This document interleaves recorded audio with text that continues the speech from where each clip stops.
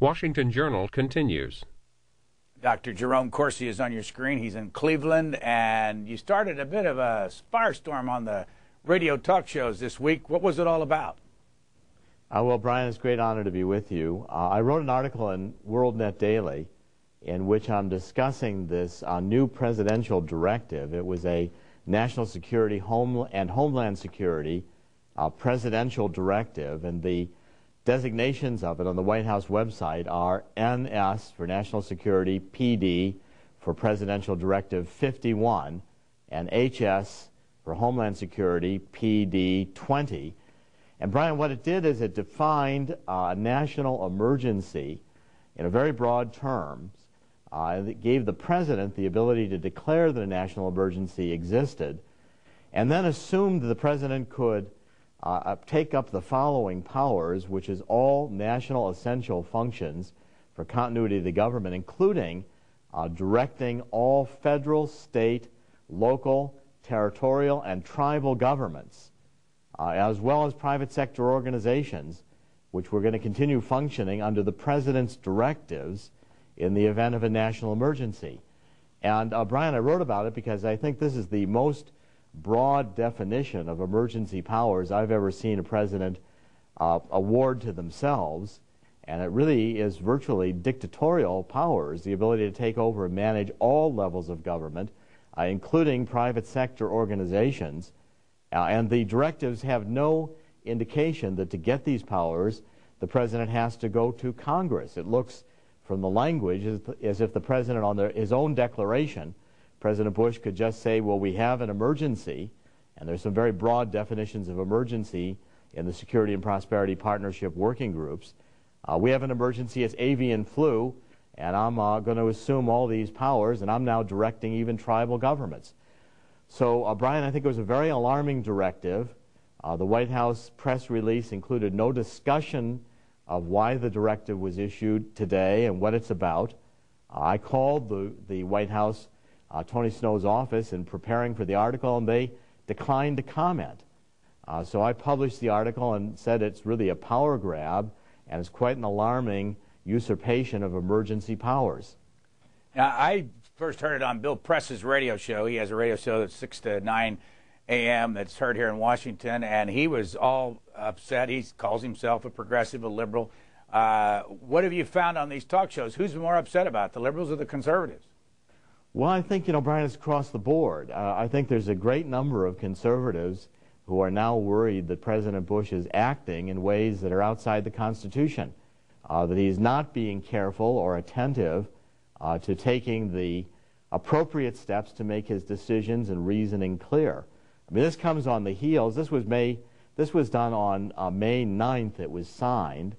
On April 30th, President Bush, again without congressional approval, signed an agreement with the European Union in which he created a transatlantic economic council, a new cabinet-level office, again no congressional approval of the office being created, with the idea to economically integrate us with the European Union. And it was co-signed by Chancellor Merkel of Germany and the head of the EU. I mean, a ceremony in the White House, again without consultation of Congress at all. And we see right now this new Kyle, Kennedy, McCain immigration bill that came out of a closed conference, compromise conference in the White House, and the White House wanted to have a vote on this virtually before any senators could read it. So there's a great deal of concern, I think, on both liberals and conservatives. The president's taking powers onto himself that don't have a basis in the Constitution, and this idea of emergency powers is particularly frightening because students of history will remember that even in ancient Rome, the consuls who wanted to become emperors or dictators declared emergencies, and then they said, well, they were the emperor in charge of solving the problem. And these directives, NSPD51 and HSPD20, allow the president to take over the management of all executive branches of government down to the tribal level, plus operate private sector organizations. I've never seen any definition like this in any document I've looked at in presidential history. Dr. Jerome Corsi, a Harvard PhD from 1972, is talking to us this morning from Cleveland. Let me show you, I don't know if you can see what we have here, but on May the 10th, the Washington Post thought that this was important enough to put only on page 13, or I think page 12. And they're not alarmed by it. That Bush changes continuity plan, administration, not DHS, would run shadow government by Spencer Sue. President Bush issued a formal national security directive yesterday ordering agencies to prepare contingency plans for a surprise decapitating attack on the federal government and assigned responsibility for coordinating such plans to the White House. The prospect of a nuclear bomb being detonated in Washington without warning, whether smuggled in by terrorists or foreign governments, has been cited by many security analysts as a rising concern since September 11, 2001 attacks. Why? And the rest of the media they haven't addressed this, don't seem to care about it. Why are you so upset and they're not? Well, I think, Brian, you just hit on reasons why C-SPAN is watched by an increasing number of people. I know that at WorldNet Daily, where I've been writing as an investigative reporter now for several years, we're getting 8 or 9 million viewers, distinct viewers every month, 50, 60 million page views a month. The reason is that the mainstream media does not seem to be covering issues which are of deep concern to the American people. The idea that the president could redefine a national emergency to be completely within his own authority is fairly frightening. I mean, we have a National Emergency Act, which has already passed. It's U.S. Code, Title 50, Chapter 34, Subchapter 2, Section 1621, and it requires that the president, in declaring a national emergency, come immediately to Congress and publish the declaration in the Federal Register. This new National Security and Homeland Security Directive, National Security Directive 51 and Homeland Security Directive 20, have no requirement to go to Congress and say nothing about how this directive complies with or supersedes the National Emergency Act requirements to notify Congress. It seems to me it supersedes it, and that's particularly frightening because you've got the ability of the executive. Our founding fathers were well aware of what the ancient Romans used to do. If they wanted to define these kinds of emergency powers into the Constitution, they could have done it. We just got rid of, at that point, King George III in England, and the founding fathers wanted to balance, in a limited constitutional republic, the power of the executive. And I don't think the American people are ready for King George W. Bush to undertake these kinds of authorities without some very thorough discussion in the public debate. Let me, before we grab a call, bring our audience up to date on your background. You were very much involved in the 2004 campaign.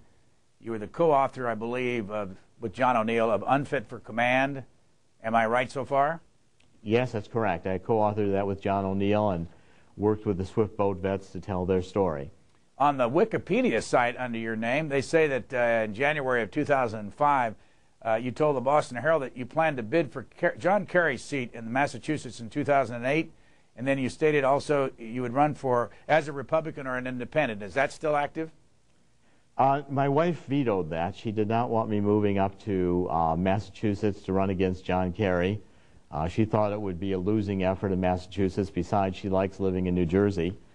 The Constitution Party right now is the National Veterans Coalition is trying to draft me to be their presidential candidate in 2008, and I'm considering it.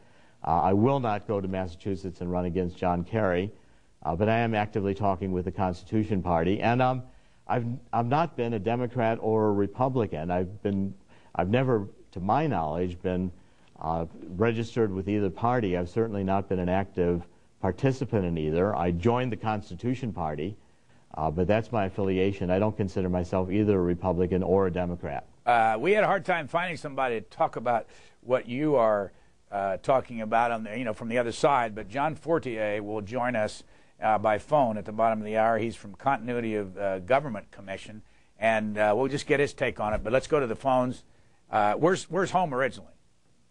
I was born and raised in Cleveland. It's nice to be back in Cleveland today. Where's your home now? My home now is in New Jersey. We live close to Morristown, New Jersey, north central Jersey, and I've lived there now going on to about 18 years. You can find all of this that we're talking about on our cspan.org website, or you can get it at what's the actual worldnewsdaily.com? WorldNetDaily. WorldNetDaily.com or WND.com. Thank you. WorldNetDaily.com.